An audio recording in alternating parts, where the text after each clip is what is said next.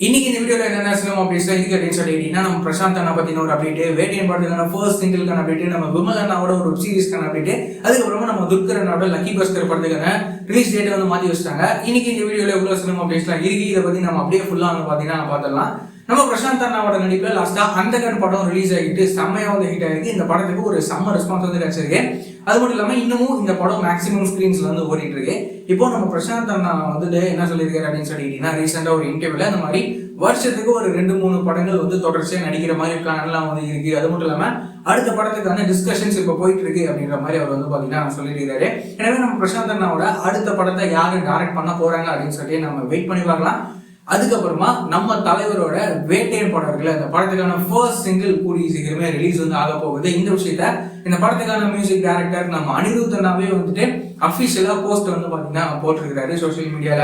எனவே இந்த வேட்டையன் படத்துக்கான ஃபர்ஸ்ட் சிங்கிள் எப்போ வரும், எப்படி இருக்கும் அப்படின்னு சொல்லி நம்ம வெயிட் பண்ணி பார்க்கலாம் நம்ம அனிருத் அண்ணாவோட மியூசிக்ல. அதுக்கப்புறமா நம்ம விமல் அண்ணாவோட நடிப்புல இப்போ போகும் இடம் வெகு தூரம் இல்லை இந்த படம் வந்துட்டு ஆகஸ்ட் 23 இந்த படம் தியேட்டர்ஸ்ல ரிலீஸ் வந்து ஆக போகுது. இந்த படம் எப்படி இருக்க போகுது அப்படின்னு சொல்லிட்டு நம்ம வெயிட் பண்ணி பார்க்கலாம்.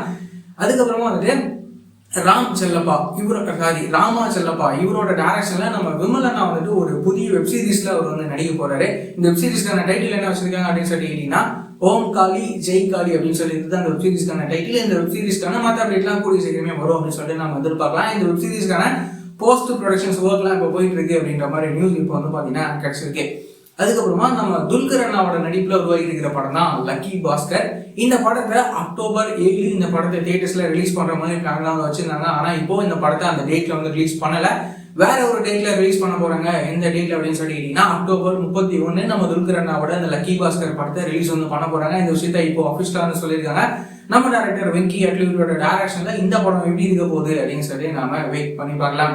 இந்த மாதிரியான ரெகுலரான சினிமா அப்டேட்ஸ்லாம் நீங்க ரெகுலரா தெரிஞ்சுக்கணும் அப்படின்னு நினைச்சீங்கன்னா நம்மளோட இந்த சேனலை மறக்காம சப்ஸ்கிரைப் பண்ணி ஃபாலோ பண்ணி வச்சுக்கோங்க. வேற ஏதாவது ஒரு நெகட்டிவ் இருந்தது அப்படின்னா மறக்காம கமெண்ட்ல சொல்லுங்க.